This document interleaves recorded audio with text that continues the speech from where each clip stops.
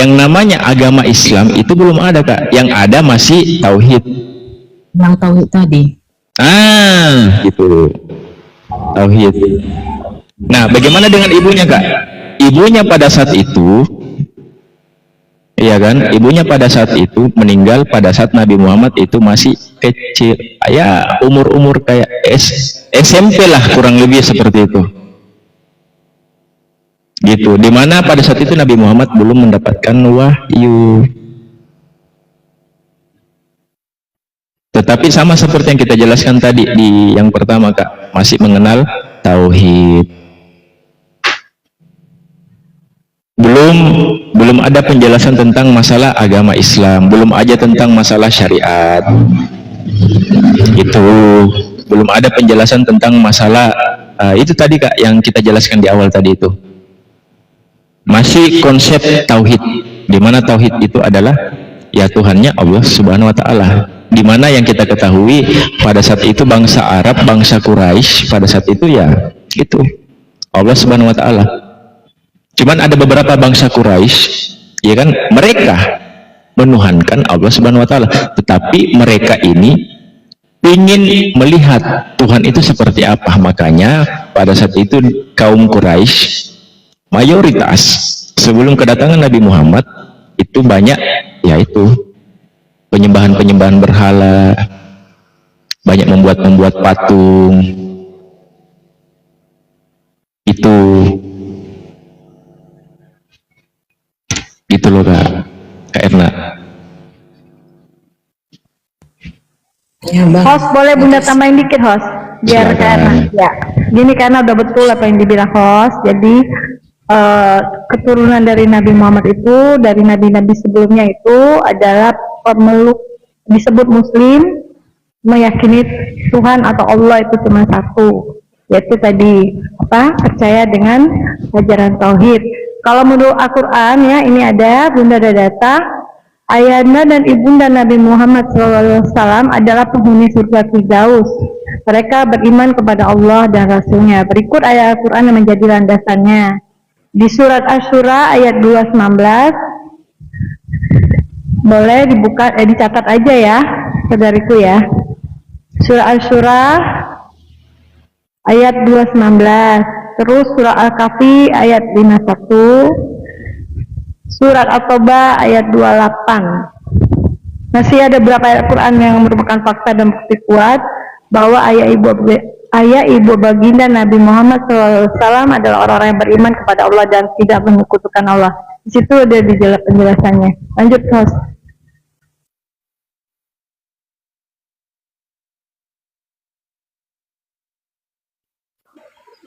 Makasih Kak Vera. Sama-sama. Ya, gimana Kak Erna? Lanjut, Kak Erna. Lanjut. Ya, lanjut. Tanya lagi, Kak, tanya lagi. Saya senang nggak kalau Kak Erna itu bertanya-tanya, gitu, bertanya-tanya tentang perihal di agama Islam, ya kan? Dan saya pun pribadi tugas saya menjawab, gitu. Saya pribadi tugasnya menjawab. Kalau masalah kakak paham atau tidak, ya berarti itu hanya kapasitas saya, keilmuan saya, Kak. Karena saya pribadi pun juga ya akhir ilmu, masih sementara belajar. Berbeda dengan guru-guru saya yang sudah menguasai, yang sudah berada di ya pondok pesantren sudah puluhan tahun, gitu. Kalau saya cuma 3 hari, Kak. Itu 3 hari itu pesantren kilat.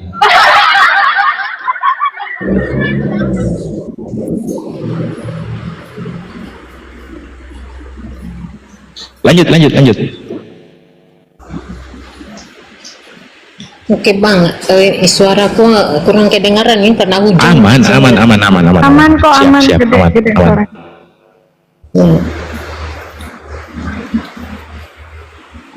Aman. Lanjut. Di sini kita sharing-sharing aja, Kak. Sharing-sharing santai-santai, ya kan? Saya memberikan leluasa kepada Kak Erna untuk bertanya, gitu. Dan teman-teman di bawah pun juga macam kayak si siapa ini, Kak Debi, silakan naik, Kak. Silakan naik. Cukup bertanya, Kak Debinya bertanya. Kecuali si Abdul ini sebentar di Abdul, kalau Kak Erna sudah istirahat teratur segala macam, baru ku naikkan kau, ku hantam kau di atas.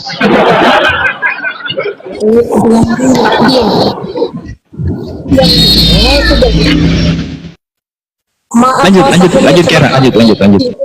kucingku lagi ributin lah. Diam sudah diam. Diam. Waalaikumsalam warahmatullahi wabarakatuh, Pak Gam.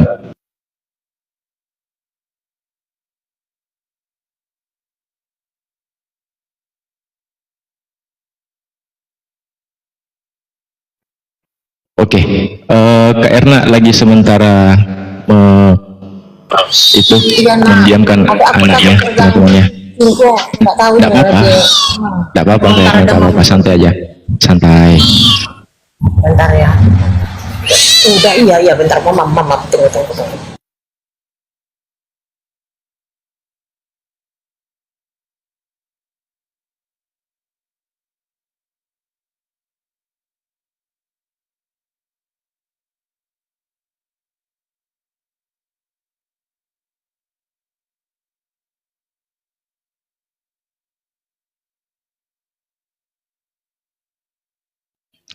Silakan karena lanjut. Oke, bagi teman-teman yang ada di bawah, terima kasih, selamat datang di welcome. Yang belum absen, Love Orange, silakan teman-teman absen dulu, absen Love Orange. Yang belum tap layar, kasih kencang tap layar ya teman-teman. Terima gaji.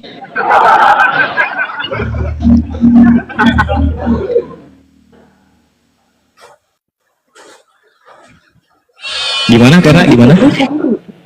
Nggak terganggu suara kucingku bang. Oh, suara kucing. Enggak. Apa-apa. Kucing yang terus nah. Diam ya. Iya Aman. diam.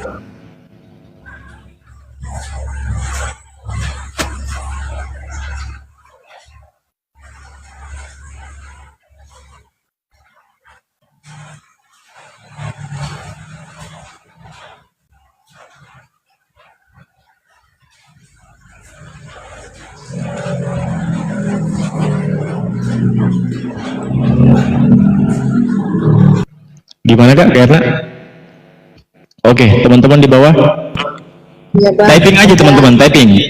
Diperkuat typingannya. Yang belum share di share teman-teman. Yang belum tap silakan di tap. Perkencang tap-tapnya, perkencang follow-follownya, perkencang. Pokoknya semua diperkencang. Kuatkan ikat pinggang karena kita akan berangkat menuju ke Jeddah.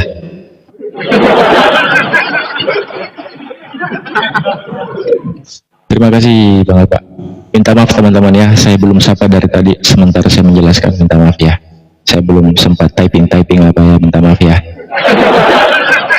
Iya, kita akan berangkat ke Mekah. Iya, kita akan berangkat ke Mekah gitu karena Komal ini akan pemberangkatan ke Jeddah, Mekah. Waalaikumsalam warahmatullahi wabarakatuh.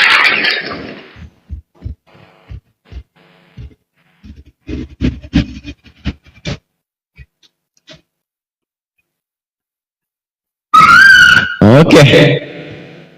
Lanjut Kak. Kak Debi, kalau mau naik enggak apa-apa nih aja.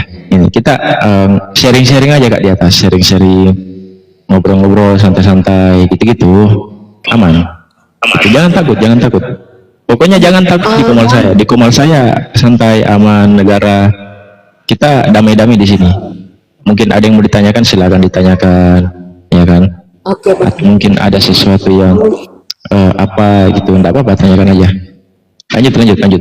Ada pepatah mengatakan kalau tak kenal maka tak sayang.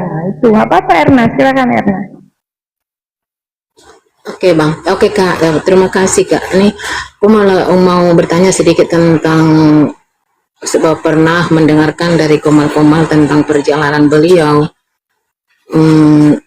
Maaf salah nanti nyebut hijrat mijrat apa? Oh, Isra Mi'raj. Oke. Gimana? Siapa yang menemani beliau dalam perjalanan itu?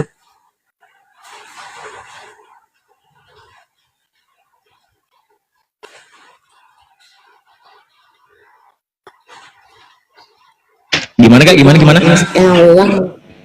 Yang saat baginda melakukan perjalanan itu, siapa yang menemani beliau dalam perjalanan itu? Oke. Peristiwa Isra Mi'raj itu salah satu peristiwa yang terbesar, Kak. Peristiwa yang terbesar yang dialami oleh baginda Rasulullah. Di mana Nabi Muhammad ini salah satu manusia yang terpilih.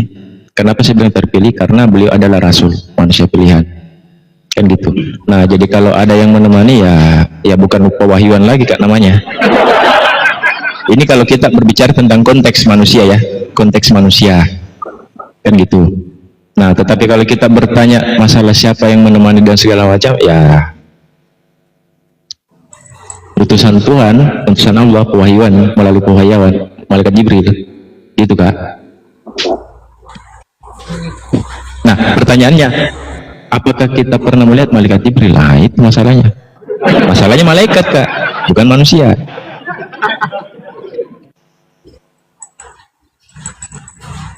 Itu masalahnya, Kak.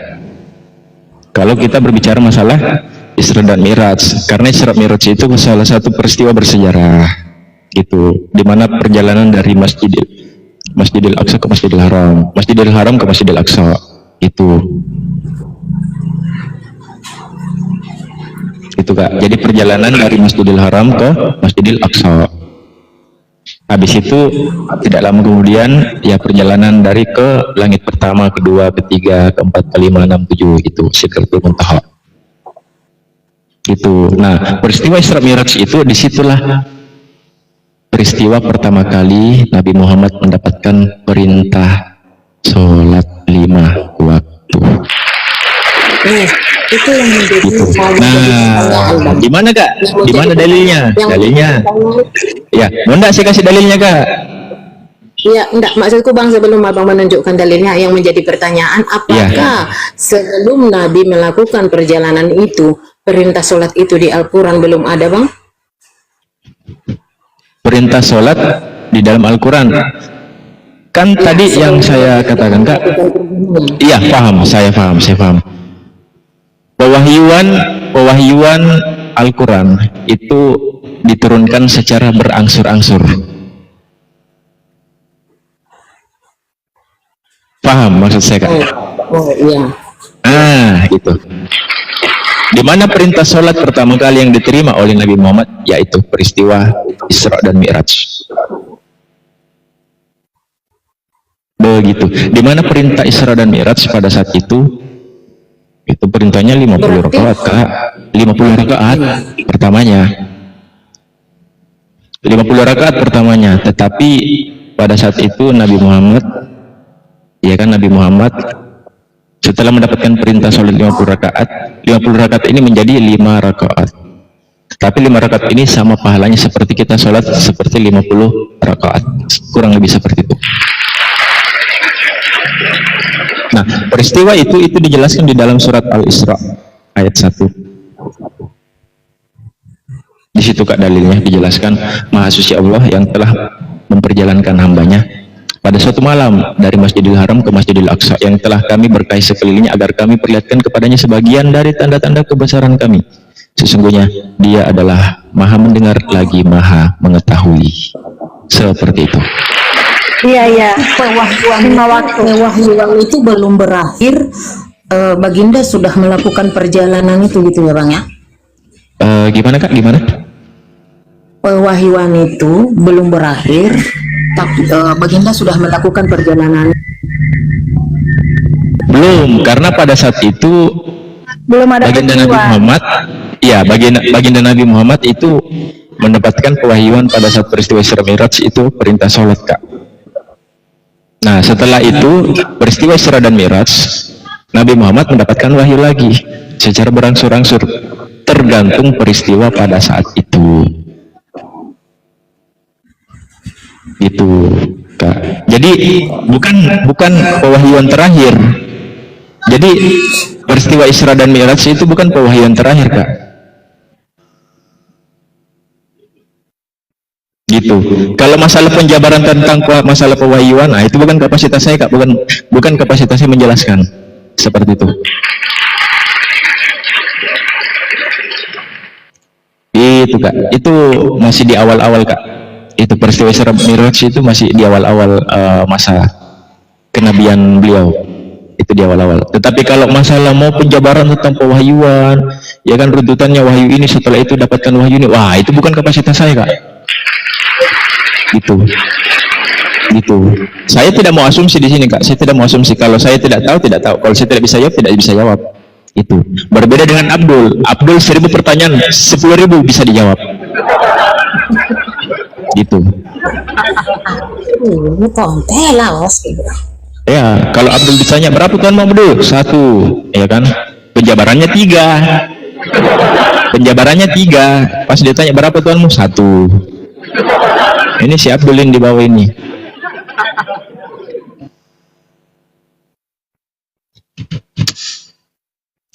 Perasaan saya nanya 3 kali, kok jawabannya 1?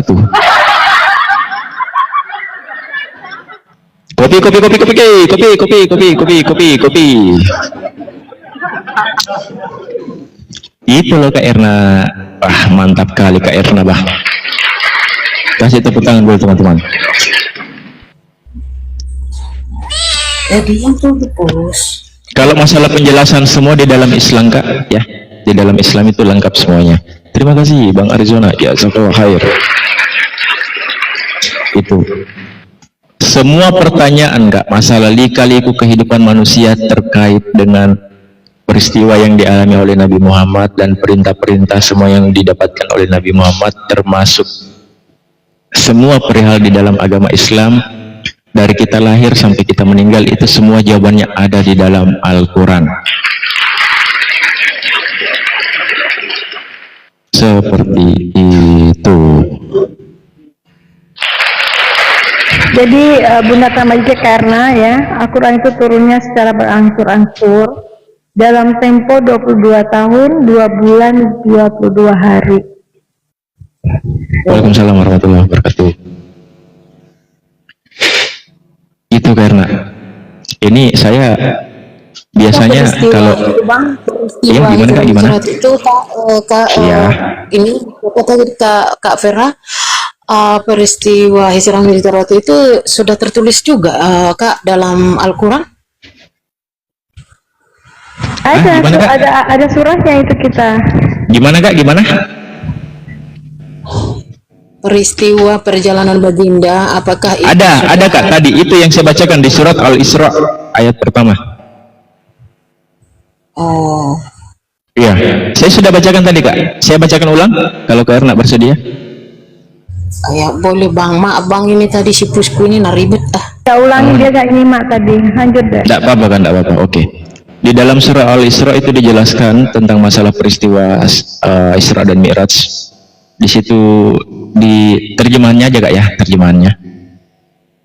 Maha suci Allah yang telah memperjalankan hambanya ini Nabi Muhammad, itu hambanya, itu pada suatu malam dari Masjidil Haram ke Masjidil Aqsa, yang telah kami berkahi sekelilingnya agar kami perlihatkan, dan seterusnya. Itu Kak.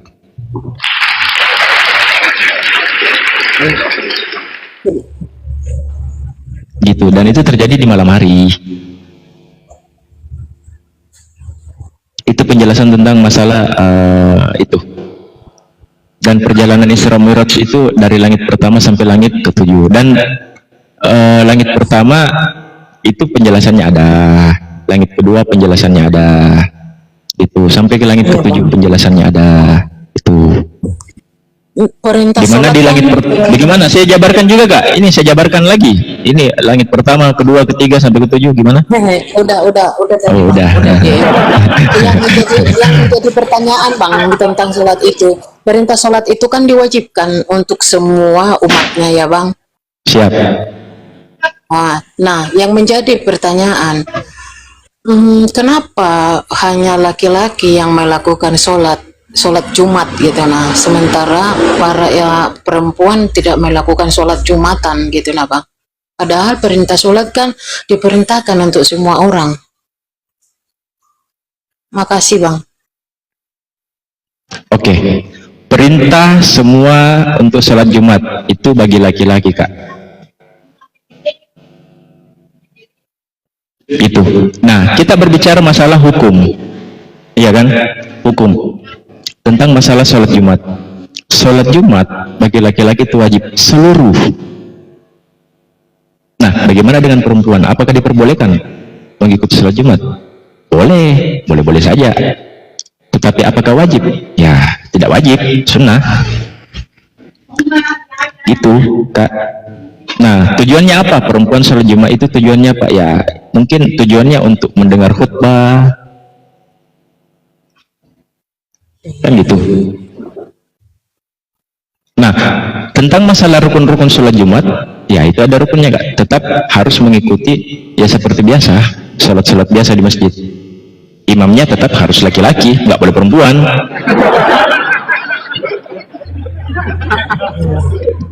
Itu, imamnya harus laki-laki. Dan posisinya tetap perempuan di belakang, laki-laki di depan. Itu, saf perempuan, saf perempuan. Itu, tetapi hukumnya kayak gimana? Hukumnya ya sunnah bagi perempuan. Itu, Kak.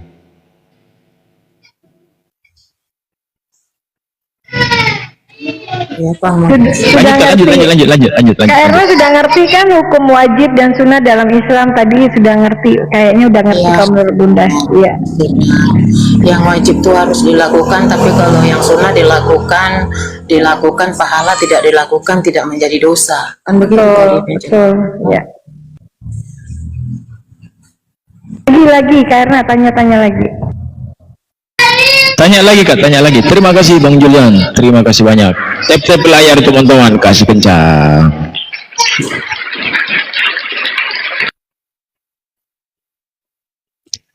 Lanjut lagi, Kak, lanjut. Tanya lagi, Kak, tanya lagi.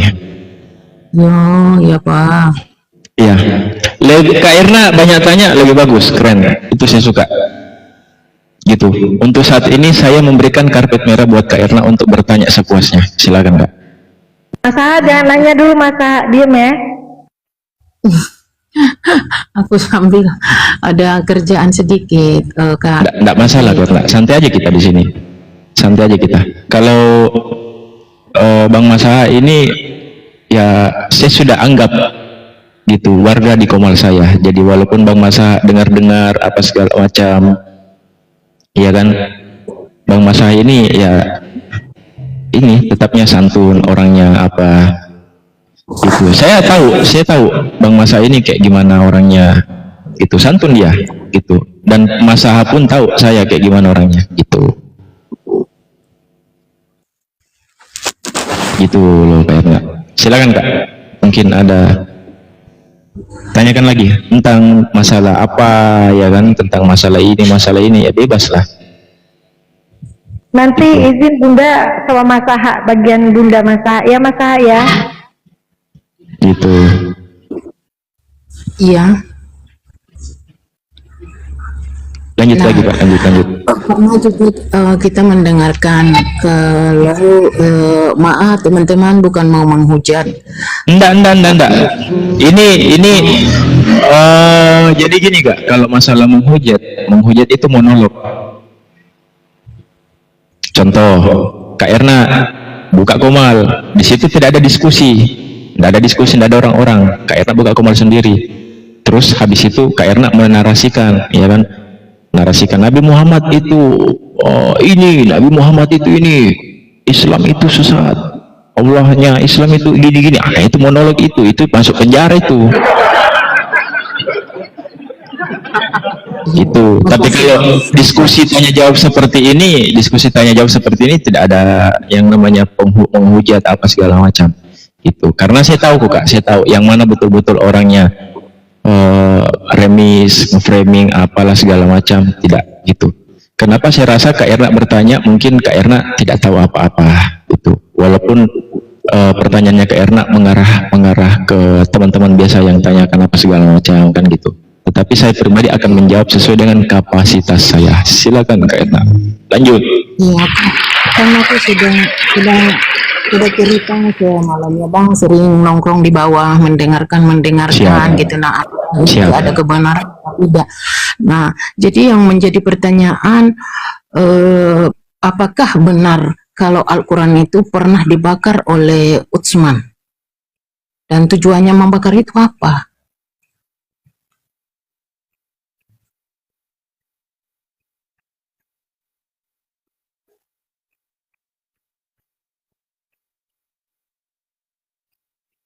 Halo, nggak kedengaran kah? Astaga, saya ngomong ke mute. Lemak jalan. Ada, bentar.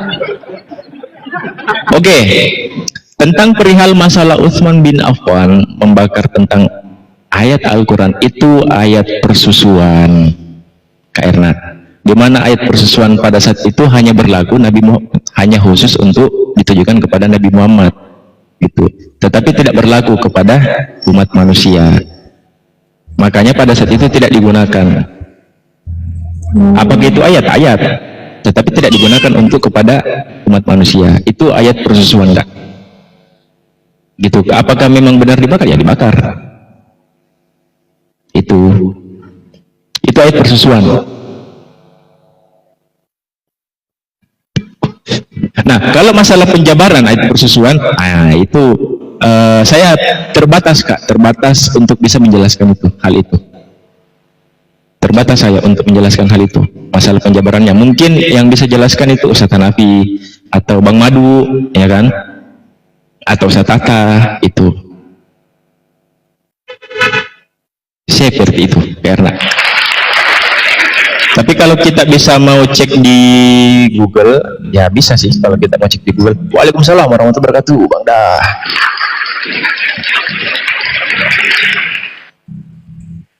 Seperti itu. Aduh, kucingku ini nah, diam dulu bos. Gak apa-apa, santai aja, Kak. Santai. Entah mau cerita apa kucingku ini.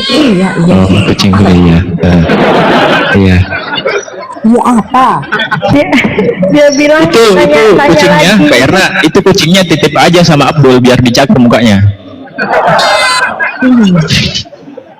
Kita ngomong baru dia Ya, terus. mending kucingnya dititipin aja sama Abdul biar itu kucing dicakar mukanya sama Abdul itu.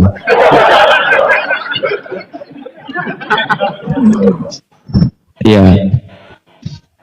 Banyak kali ceritanya Abdul, otaknya kosong dia tuh.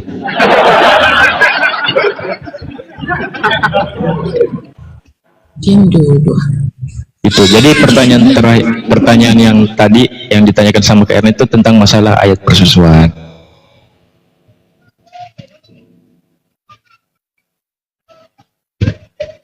Dan itu pun juga sudah beberapa kali ditanyakan sama teman-teman Kristen, dan kita pun juga beberapa kali menjawabnya.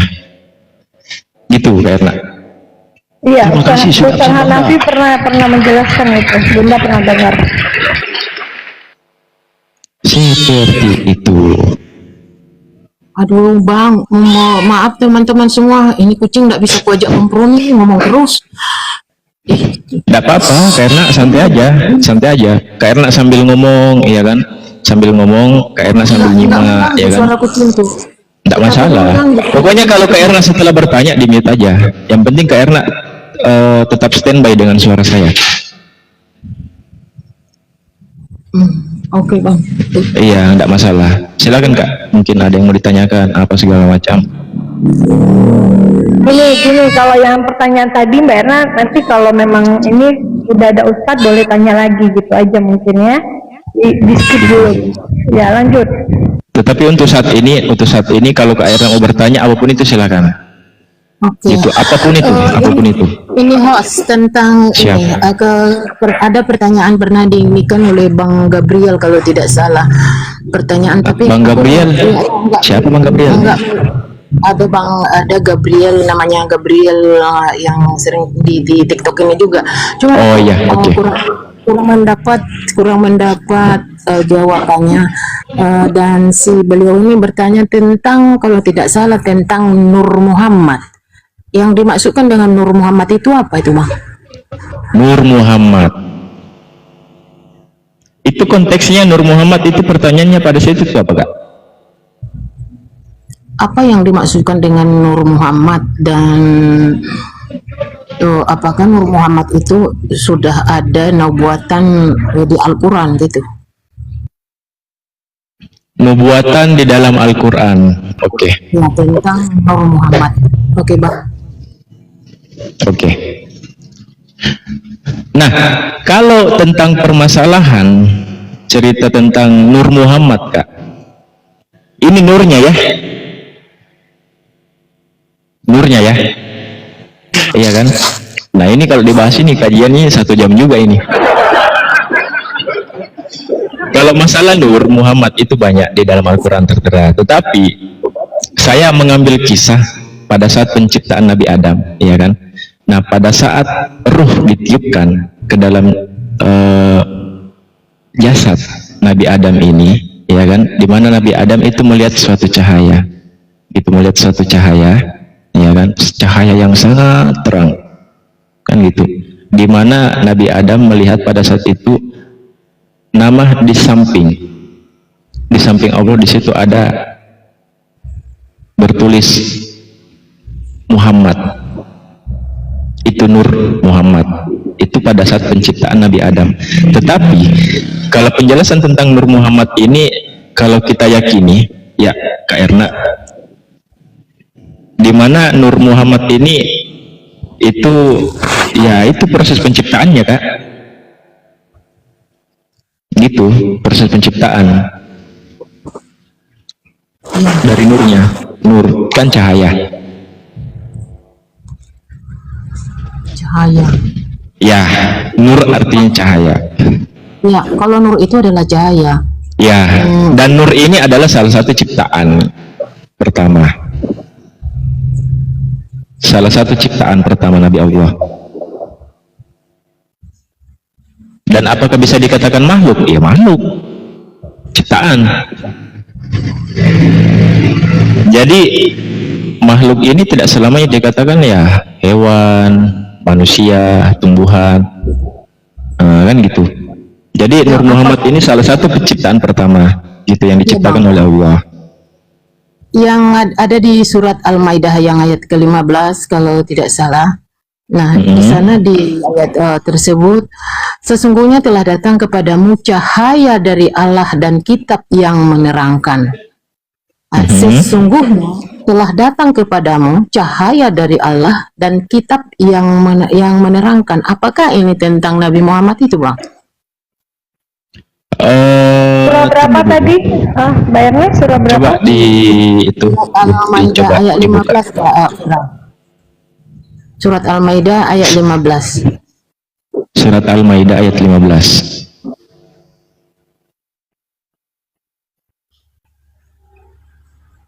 Coba dibacakan Bung. Bentar Bunda buka dulu. Ini agak lumayan ya, saya sudah ngomong terus ini kurang lebih 1,5 jam ya teman-teman ya. Ternyata seperti ini jadi narasumber ya. Itu ternyata jadi narasumber seperti ini enak anehnya ya, 1,5 jam. Surah Al-Maidah ayat 15. Wahai ahli kitab, sungguh Rasul kami, ini terjemahannya ya Bunda baca ya. Sungguh Rasul kami telah datang kepadamu untuk menjelaskan banyak hal dari isi kitab suci yang kamu sembunyikan dan membiarkan tidak menjelaskan banyak hal pula. Sungguh telah datang kepadamu cahaya dari Allah dan kitab suci yang jelas. Ya, pertanyaannya tadi apa? Apakah ini tentang baginda? Yang disebutkan datang kepadamu cahaya dari Allah dan kitab yang menerangkan. Apakah ini merujuk ke baginda? Bentar Bunda baca ayat selanjutnya dulu.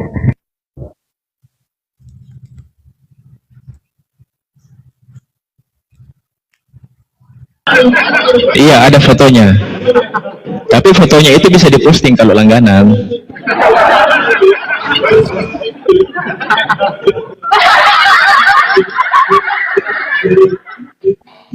Itu Al-Maidah berapa lagi? Al-Maidah berapa lagi tadi Kak Erna? Ayat 15. Ayat 15, Bang Hos. Yang dimaksudkan dengan cahaya dari Allah dan kitab yang menerangkan ini, apakah ayat ini merujuk ke baginda?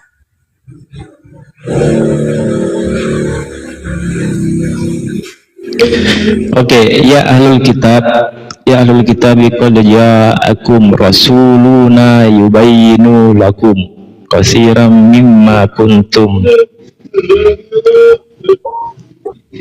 tufuna minal kitabi wa ya'fu an qasir qad ja'akum minallah nurun wa kitabum mubin. Wahai kitab, sungguh rasul kami telah datang kepadamu untuk menjelaskan banyak hal dari isi kitab suci yang kamu sembunyikan dan membiarkan tidak menjelaskan. Itu banyak hal pula, sungguh telah datang kepadamu cahaya dari Allah dan kitab suci yang jelas. Oke. Nah, yang ditanyakan Erna itu kata-kata cahaya di sini, betul ya Erna? Ya, kata tadi kan kita berbicara tentang nur. Tadi host sudah menjelaskan bahwa nur itu adalah cahaya. Tentang pertanyaanku tadi, Nur Muhammad. Nah, di sini sesungguhnya telah datang kepadamu cahaya dari Allah dan kitab yang menerangkan. Apakah kitab yang dimaksudkan ini adalah Al-Quran yang diwahyukan kepada baginda? Ya, betul. Ini merujuk ke baginda. Bukan, kalau ini menjelaskan tentang kitab-kitab terdahulu. Jadi tafsirnya begini Bunda baca ya. Setelah ayat-ayat yang lalu, di ayat ini ya tafsirnya ya. Setelah ayat-ayat yang lalu menjelaskan perilaku buruk kedua kelompok ahli kitab, Yahudi dan Nasrani, ayat ini mengajak mereka agar beriman kepada Nabi Muhammad. Wahai ahli kitab, kaum Yahudi dan Nasrani, pemilik kitab suci yang diturunkan kepada Nabi Musa dan Nabi Isa, sungguh Rasul kami yang diberitakan kedatangannya oleh Nabi Musa dan Nabi Isa, yaitu Nabi Muhammad SAW, telah datang kepadamu, menjelaskan kepadamu banyak hal dari isi yang terkandung dalam kitab yang kamu sembunyikan. Ini maksudnya kitab-kitab sebelumnya yang disembunyikan, seperti kedatangan Nabi Muhammad, dan banyak pula yang dibiarkannya tidak dijelaskan karena tidak membawa maslahat bagi kamu.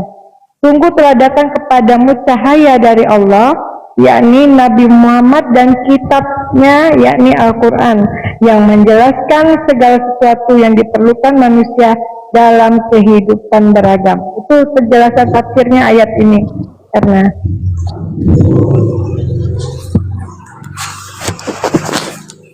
Terima kasih Kak.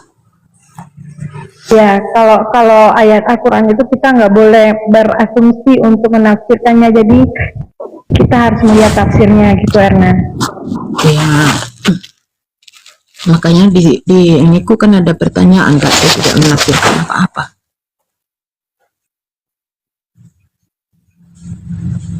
Ya, lanjut deh. Jadi cahaya yang dimaksud di situ adalah petunjuk.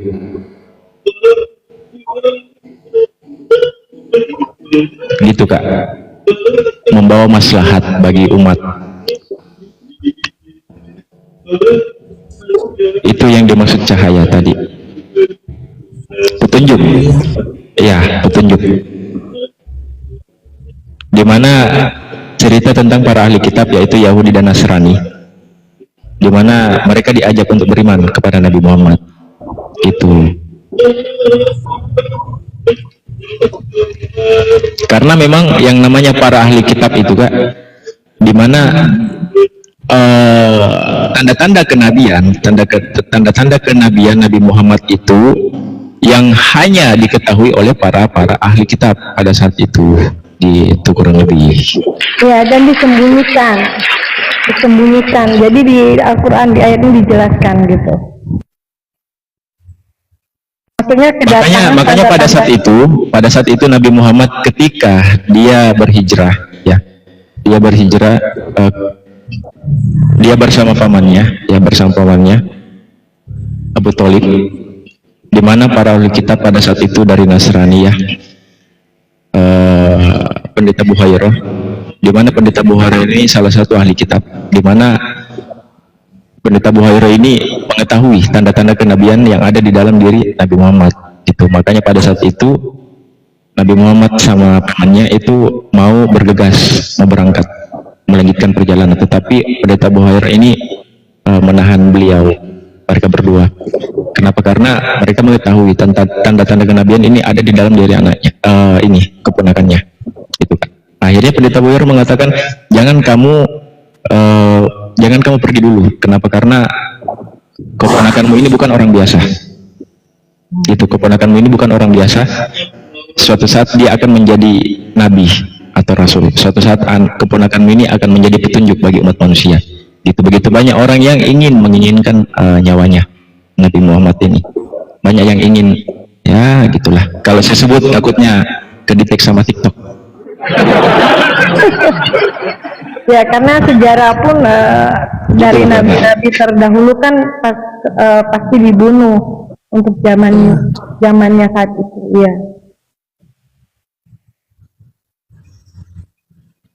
Berarti kalau yang Itu ya. Kalau yang disebutkan tadi dengan Nur Muhammad itu berarti cahaya ya, cahaya dari cahaya Muhammad gitu.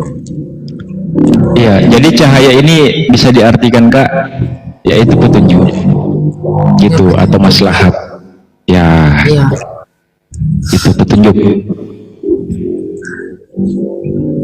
Nah, petunjuk yang dimaksud ini mengarah kemana Kak? Mengarah ke Al-Quran, seperti itu.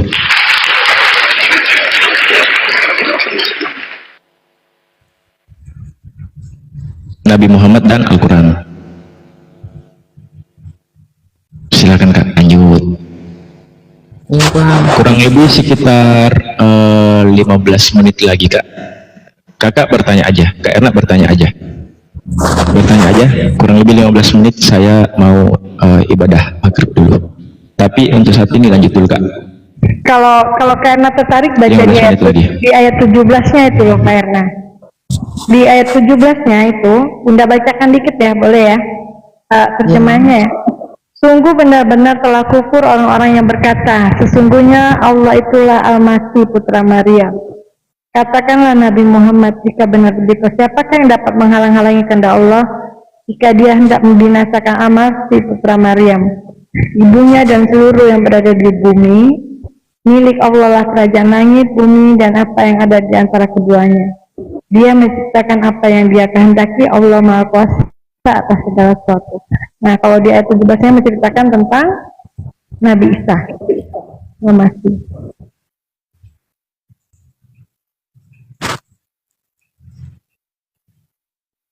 Lanjut lagi Kak, lanjut lagi.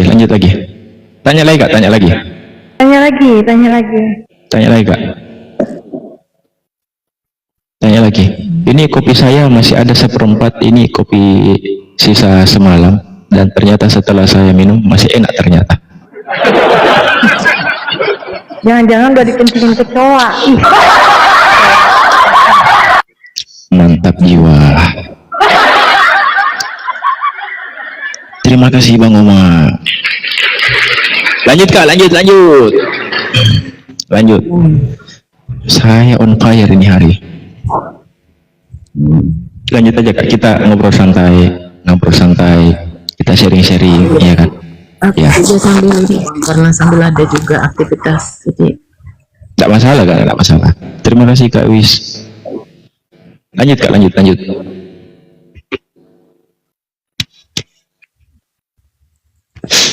Waalaikumsalam warahmatullahi wabarakatuh, Bang Watar.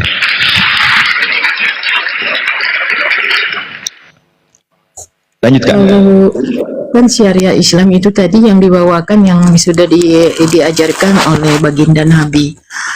Kalau ada orang-orang yang tidak menjalankan syariah Islam itu, apa hukumnya Bang Hos? Syariat yang mana dulu? Yang wajib atau yang sunnah? Ya semuanya syariah itu. Ya kalau wajib ya berdosa.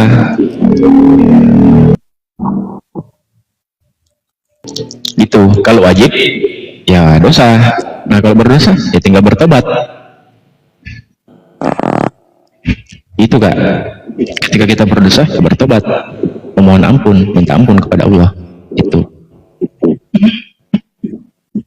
Tapi sebelum mati ya, sebelum meninggal, masih bisa diterima taubat. Karena yang paling penting itu Kak, ketika kita belajar tentang agama Islam, yang kita ketahui itu ya dua, itu dimana kita hablum minallah dan hablum minan nas, itu perkuat hubungan komunikasi dengan Allah dan perkuat hubungan komunikasi dengan sesama manusia. Itu. Ya. Jadi jangan. Yes, betul. Seperti itu. Hablum minallah dan hablum minan nas.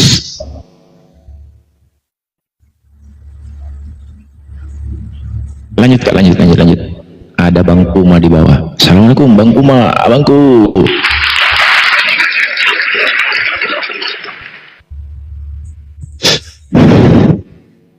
Mantap sekali tarikannya, Bah.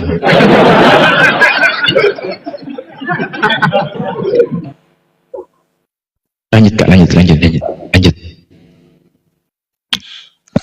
Ini Pablo. Cuma ngomong doang Pablo ini. Cuma jago typing doang si Pablo ini. Padahal dari tadi Kak Erna begitu banyak. Mungkin ada sudah lebih 10 kali bertanya Kak Erna. Kita santai-santai aja kok di sini.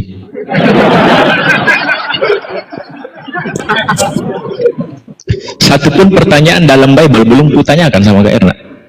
Karena saya berikan kartu merah untuk Kak Erna untuk bertanya. Abang kalau mau bertanya tentang Gak apa-apa kan, gak apa-apa. tentang bidet itu, abang habis sholat dulu, jadi nanti enggak. Iya betul. Itu maksud saya Kak, itu maksud saya. Untuk saat ini kan ada Bunda Vera tuh, ya kan, sesama perempuan kan, ya ngobrol-ngobrol, sharing-sharing apa. Ngobrol santai aja. Ya, Kalau Bunda santai. bisa jawab, Bunda jawab. Kalau Bunda gak bisa, nah Bunda skip. Ya semampu saya akan jawab kalau ada pertanyaan tentang itu. Tapi sampai habis sholat maghrib. Gak masalah, bebas. Kalau saya mah bebas, fleksibel. Itu.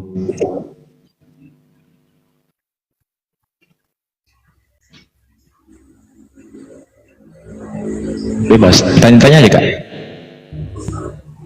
Karena follow-follow boleh ya. Iya Kak, makasih Kak ya.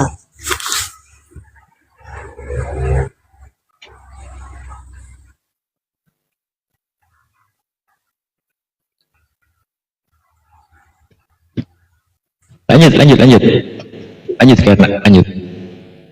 Ya Bang. Siap. Aman kok, aman. Saya orangnya ya gini Kak, santai. Iya kan, ada kopi, ada rokok kan, ada korek. Nah.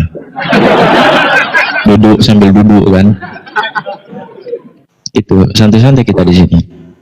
Karena karena tujuan saya untuk memberikan pencerahan kepada teman-teman yang ada di bawah, memberikan edukasi kepada teman-teman di bawah, ya kan, bukan hanya sekedar konteks masalah pertanyaan sama Kak Erna, tetapi saya ingin menunjukkan kepada teman-teman Kristen yang ada di bawah, ya kan, entah yang lagi sementara typing atau sementara nyimak, saya ingin memberikan contoh bahwa ya seperti inilah Islam, seperti inilah Komal yang saya bangun saat ini, gitu Kak Erna.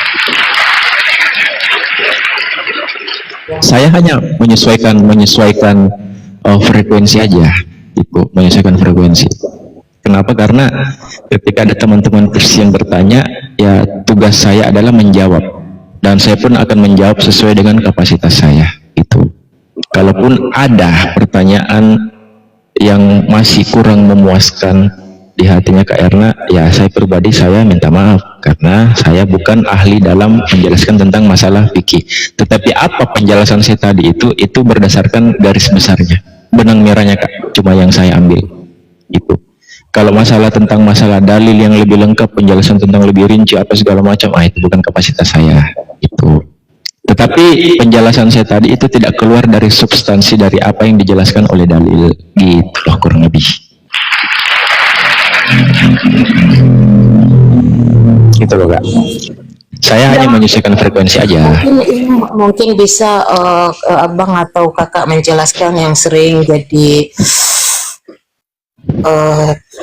keseharian daripada kita mendengar di TikTok ya, baginda menikahi bocil, itu ada alasan tertentu kah? Kenapa baginda menikahi Bunda Aisyah dalam usia masih dini? Oke, sip. Pertanyaan yang sangat bagus.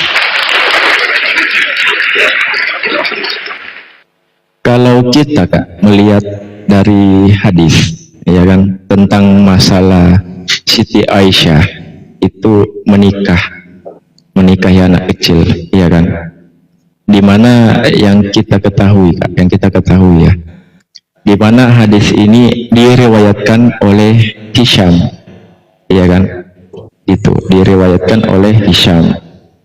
Nah, dimana Hisham ini meriwayatkan hadis ini itu lokasinya bukan pada saat lokasinya di situ Kak, tetapi dia lokasinya itu di Irak. Dan yang kita ketahui bahwa Hisham ini dia sudah pelupa, gitu, sudah pelupa Kak orangnya. Nah, kalau kita telah lebih jelas di mana Siti Aisyah pada saat itu mengikuti peperangan Kak, ya perang Badar. Kan gitu. Terima kasih Bang Akil, jazakallah. Gitu. Dan syarat untuk mengikuti perang Badar pada saat itu di mana dia harus berumur kurang lebih sekitar 16 tahun. Gitu. Itu syaratnya Kak. Nah, jadi kalau ada yang mengatakan bahwa Nabi Muhammad itu menikah dengan umur yang masih belia, ya kan? Itu sangatlah tidak mungkin. Karena pada saat itu Aisyah ikut di dalam peperangan tersebut, dan pada saat itu Siti Aisyah dan Nabi Muhammad itu belum menikah Kak. Belum menikah, gitu. Nah, bagaimana caranya kita bisa menepis hal-hal tersebut? Ya itu dari dalil yang saya sebutkan tadi menurut hadis perawinya kan, perawi-perawinya kan gitu. Itu dijelaskan di dalam hadis. Ada beberapa hadis yang menjelaskan itu. Nah, bagaimana sampai isu ini? Terima kasih Bang Akil, jazakallah.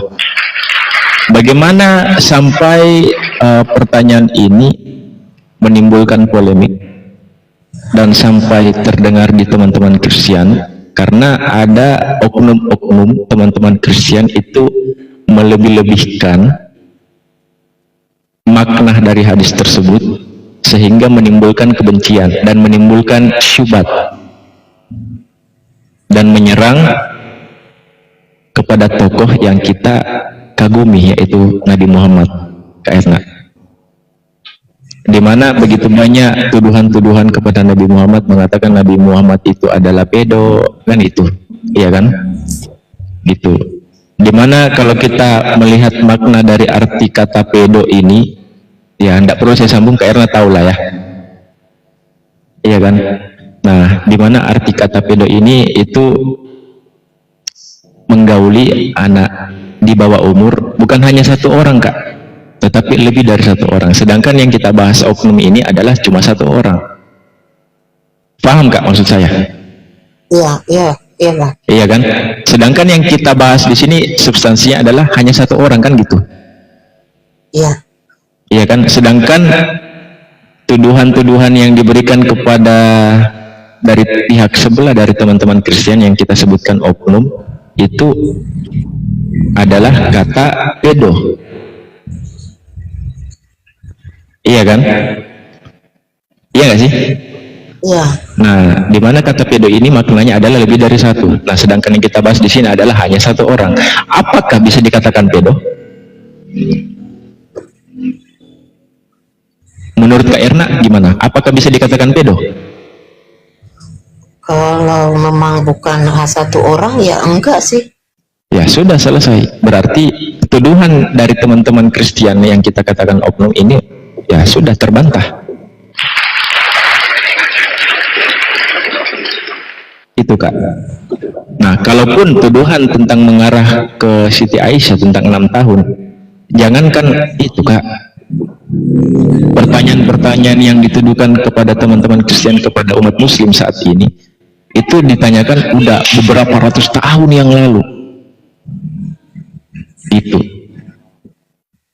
Dan kalau kita melihat budaya-budaya orang-orang terdahulu, ya kan, di mana orang menikah di umur 11 tahun, di mana orang menikah umur 10 tahun, di mana orang menikah di umur 9 tahun.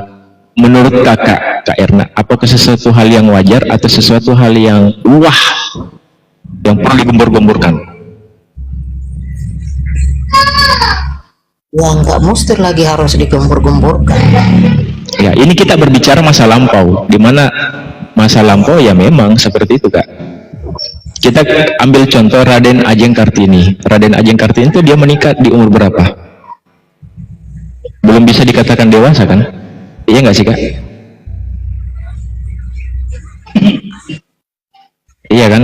Dan terkait masalah pertanyaan ini, Kak, ketika ada teman-teman Kristen yang dikatakan oknum, ya, dan kita ketahui bahwa oknum ini mengarah ke penghujatan, itu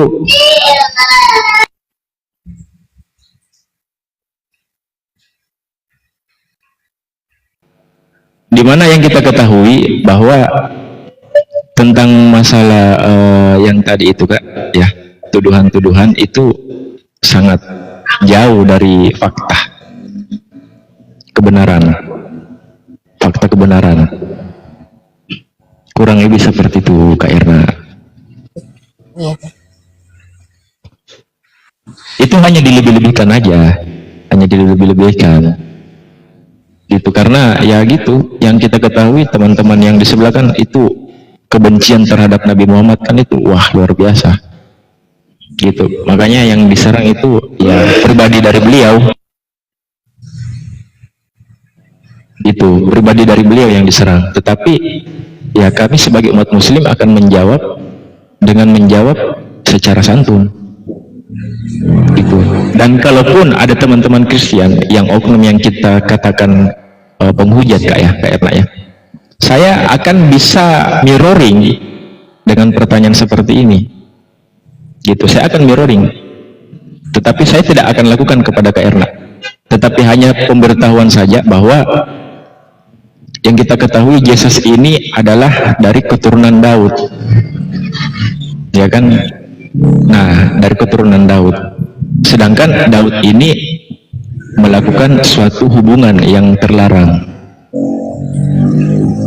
Nah, dari hubungan yang terlarang ini, itu yang diceritakan di dalam Bible, datanya ada, Kak, datanya ada. Kalaupun saya memperlihatkan bisa, tetapi saya tidak mau, tidak perlu. Enggak masalah. Kalau kita runut sampai ke bawah, ya lahirlah Yesus. Ya, enggak masalah. Gitu. Tetapi saya nggak mau mirroring ke sana, Kak. Itu kenapa? Karena saya menghargai Kak Erna-nya di sini, gitu loh. Gitu, saya nggak mau mirroring, itu aja, Kak. Kita hanya membahas tentang konsep di konteks di dalam Islam saja, gitu loh, kurang lebih. Saya hanya menunjukkan bahwa ya seperti inilah Islam, gitu. Seperti inilah Islam, memberikan informasi, memberikan penjelasan tanpa harus dengan maksud dengan adanya ujaran kebencian, itu. Dan tadi ku tengok banyak kali typingan yang aneh-aneh dibawa, penghinaan apa segala macam, sekarang udah nggak ada lagi kan, gitu loh, Kak. Karena apa yang mau diserang? Mereka menyerang dengan dalil 6 tahun, kita bisa bantah. Mereka menyerang dengan dalil tentang masalah Al-Quran yang dibakar, kita bisa bantah. Mereka menyerang dalil tentang menikahi itu kan, pembantunya dan segala macam, kita bisa bantah. Kita membahas tentang mereka menanyakan dalil tentang masalah menggauli binatang, kita bisa bantah. Dia membahas tentang masalah kencing onta, batu hitam, kita bisa bantah. Semua ada bantahannya, Kak, karena kita punya dalil, gitu, bukan asumsi. Tetapi di sisi lain, ketika kita menanyakan, iya kan, ketika saya menyerang balik